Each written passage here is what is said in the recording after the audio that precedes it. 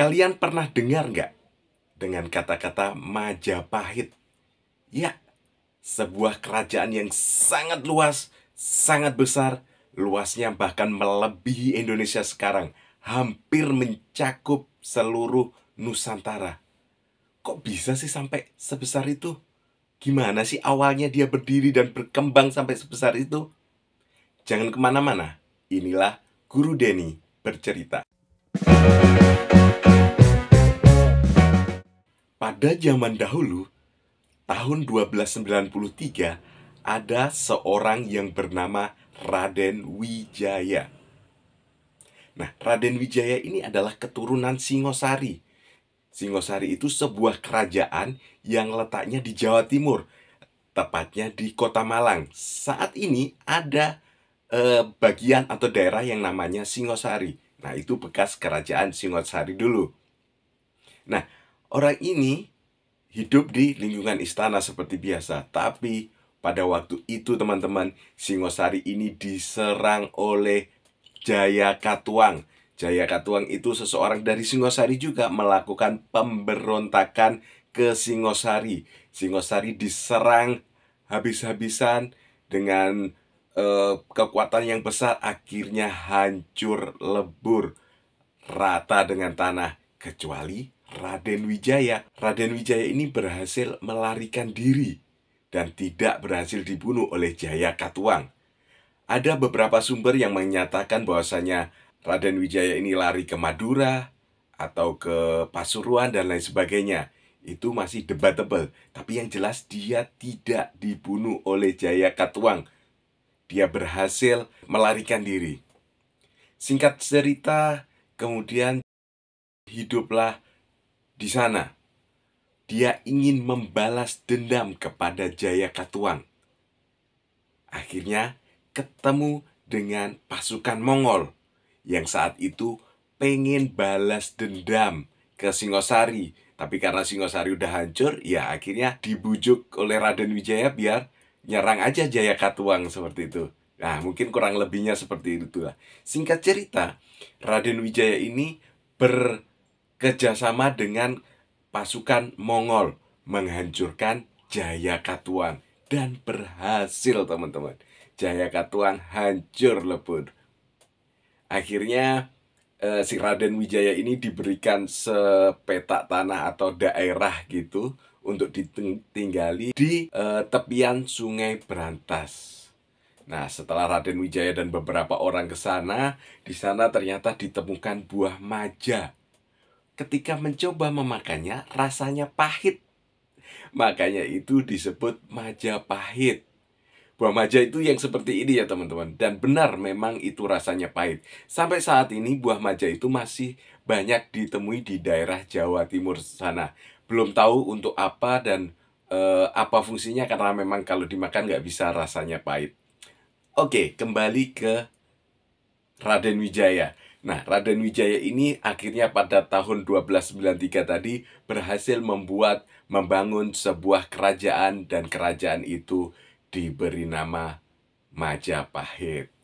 Raden Wijaya berusaha untuk mengembangkan kerajaannya, tapi ya gitu-gitu aja lah, tidak berkembang. Akhirnya bergantilah Raden Wijaya ini ke anaknya, Jaya Negara, yang menjadi raja di Majapahit.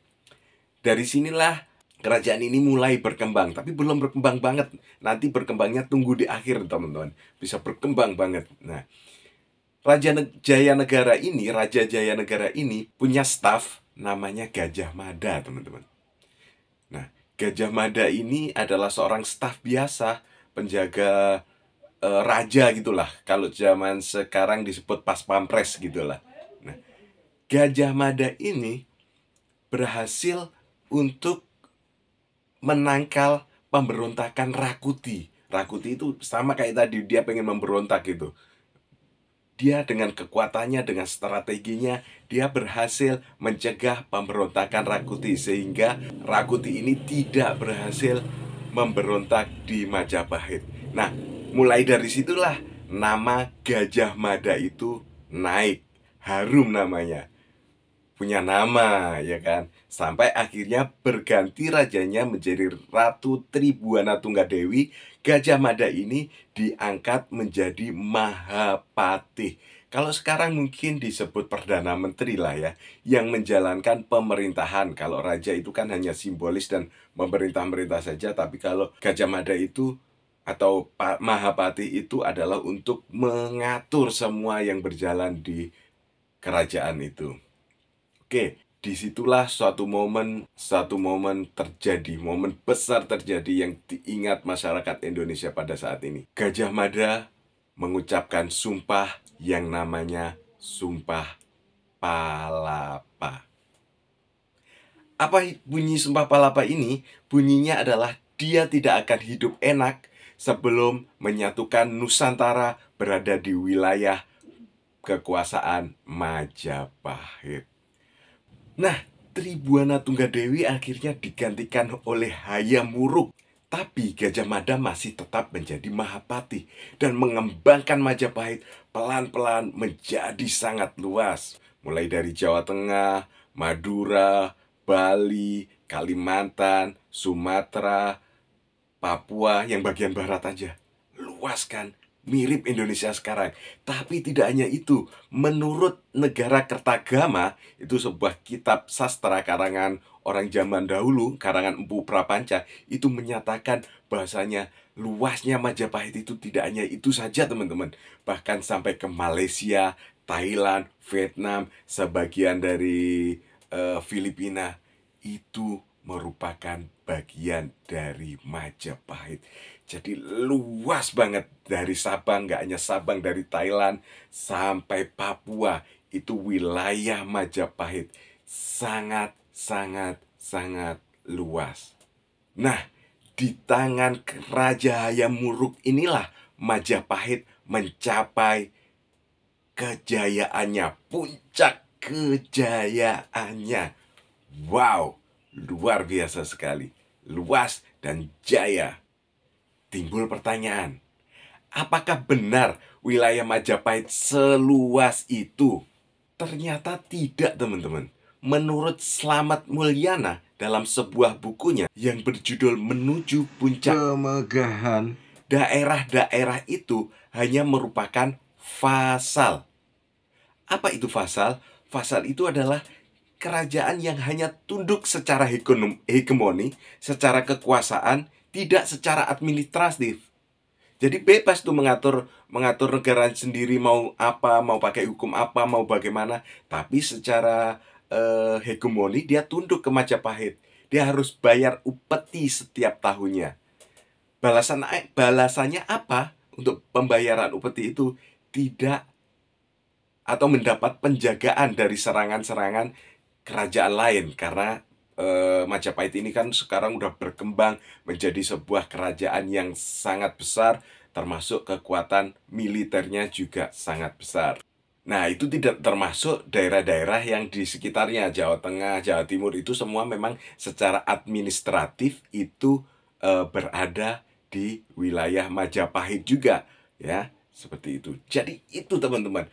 Bayangkan, teman-teman, dari kerajaan yang kecil di tepian Sungai Berantas, banyak buah mojo, bisa berkembang dengan pesat. Walaupun daerah-daerah itu secara administratif tidak tunduk ke Majapahit ya, kalau menurut Pak Slamet Mulyana tadi.